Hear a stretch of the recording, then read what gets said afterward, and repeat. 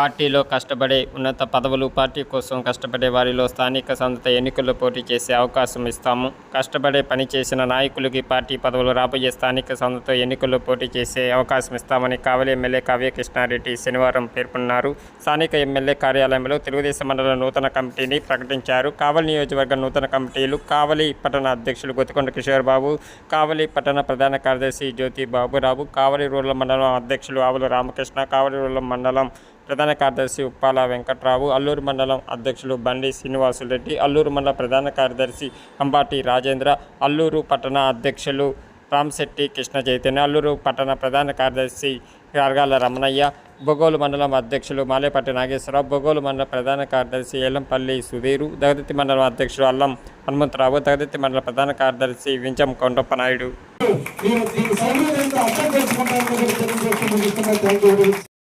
ఇద్దరు కేఎస్ఎస్ సభ్యులను పెట్టండి అని చెప్పాను. ఎందుకంటే ఈ కేఎస్ఎస్ సభ్యులే రేపు పదవులు వస్తాయి కాబట్టి కేఎస్ఎస్ సభ్యులుగా వీడికి కేఎస్ఎస్ సభ్యుడిగానే లేకుండా చేస్తే రేపు పదవులు రానియకుండా చేయొచ్చని. కానీ పెన్ను మా దగ్గర ఉంది, కలం సంతకం మా దగ్గర ఉందనే విషయాన్ని మీరు మర్చిపోతున్నారు. మేము మళ్ళీ గుర్తించలేదు. మీ మీద నెగటివ్ ఒపీనియన్ వస్తుంది. ఇది పార్టీకి మంచి పని కాదు. క్రమశిక్షణ మారుపేరుగా మనం ఉండాలి తప్ప తెలుగు నాకు కూడా చాలా బాధలు ఉన్నాయి. సంవత్సరం రోజుల నుంచి నేను నిరంతరం కూడా నా శరీరాన్ని, నాకున్న ఆస్తిపాస్తుల్ని, నాకున్న బిజినెస్ని అన్ని పక్కన పెట్టి 24 గంటలు కష్టపడ్డా నన్ను విమర్శించే వాళ్ళు కొంతమంది ఉంటారు. విమర్శించినా దాన్ని సత్విమర్శగా తీసుకొని కలుపుకొని పోతున్నాను తప్ప ఎక్కడ ఎవరిని ఇబ్బంది పెట్టాల. కాబట్టి భవిష్యత్తు తెలుగుదేశం పార్టీ చంద్రబాబు నాయుడు ముఖ్యమంత్రిగా, లోకేష్ బాబు అక్కడ ఉన్నంత కాలమే మనం ఇక్కడ హీరోలుగా ఉండగలిగేది. వాళ్ళు హీరోలుగా ఉంచడం కోసం మనం ఎప్పుడు కూడా త్యాగాలు చేయడానికి సిద్ధపడాలి. త్యాగం లేదు ఏది పదవులు రాదు.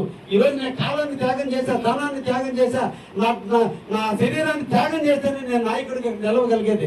అందరిలాగా నేను కూడా ఏదో నెలకు ఒకసారి వచ్చిపోతే ప్రజలకు పనులు కావు. కాబట్టి ప్రతి ఒక్కరు త్యాగ పురుషులమే. మీరు మీ వంతు మీరు త్యాగం చేస్తున్నారు, మా వంతు మాకు త్యాగం చేస్తాను. 75 సంవత్సరాల యువకుడు నిరంతరం 18 గంటలు త్యాగం చేసి రాష్ట్రం కోసం ఆయన త్యాగం చేస్తున్నాడు. లోకేష్ 63 సంవత్సరాల్లో యువరాజుగా ఎలుగొందాల్సిన వ్యక్తి ఈరోజు గడ్డం చేసుకోవడానికి టైం లేకుండా ఈ రాష్ట్రం కోసం, కార్యకర్తల కోసం, కార్యకర్తల అభ్యున్నతి కోసం ఆయన కూడా కష్టపడుతున్నాడు. అందరం కష్టపడితేనే ఈ తెలుగుదేశం పార్టీ నిలిచిందనే విషయాన్ని ఏ ఒక్కరి ప్రజల మీద తెలుగుదేశం పార్టీ లేదు. ఎవరో అరిచేతిని అడ్డు పెట్టి సూర్యకాంతిని ఆపలేరు అన్నట్టు ఎవరో చేస్తే తెలుగుదేశం పార్టీ నాశనిస్తాము. తెలుగుదేశం పార్టీ ఈ కార్యకర్తలు ఉన్నంత కాలం తెలుగుదేశం పార్టీ ఏ ఒక్కరి చేతుల్లో కూడా లేదు. కాబట్టి తప్పకుండా కింద పదవుల్లో ఉన్న వాళ్ళకి ప్రమోషన్ రావడం, కొత్త వాళ్ళని తీసుకొచ్చి అధ్యక్షులుగా, జనరల్ సెక్రటరీగా చేయడం జరుగుతుంది. కాబట్టి ఈ తరవైతే నేను నిర్ణయించుకున్నటువంటి ఒకే విధానం, అందరూ కష్టపడ్డారు. కష్టపడ్డం చూసిన కళ్ళల్లో నాయి. నేను ప్రతి ఒక్క వ్యక్తిని అధ్యయనం చేసింది నేను.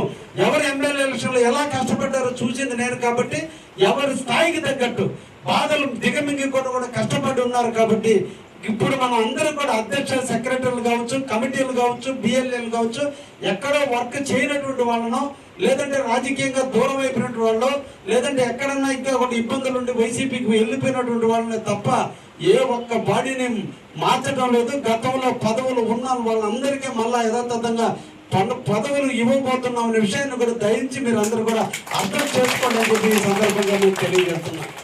ఎలక్షన్ గెలుపు నాతో పాటు స్టార్ట్ అయింది. ఆనందం కూడా నాతో స్టార్ట్ అయింది. నాతో వచ్చిన వాళ్ళు కూడా చాలా మంది ఉన్నారు.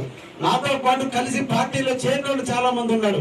వైసీపీకి రాజీనామా చేసి తెలుగుదేశం పార్టీలో చేరి వాళ్ళు కూడా తమ వంతుగా వాళ్ళు కూడా కష్టపడి తెలుగుదేశం గెలిపించడానికి వాళ్ళు కూడా ఉన్నారు. వాళ్ళకు కూడా సముచిత స్థానం ఇవ్వాలి. కాబట్టి ప్రభుత్వమే ఈరోజు క్లస్టర్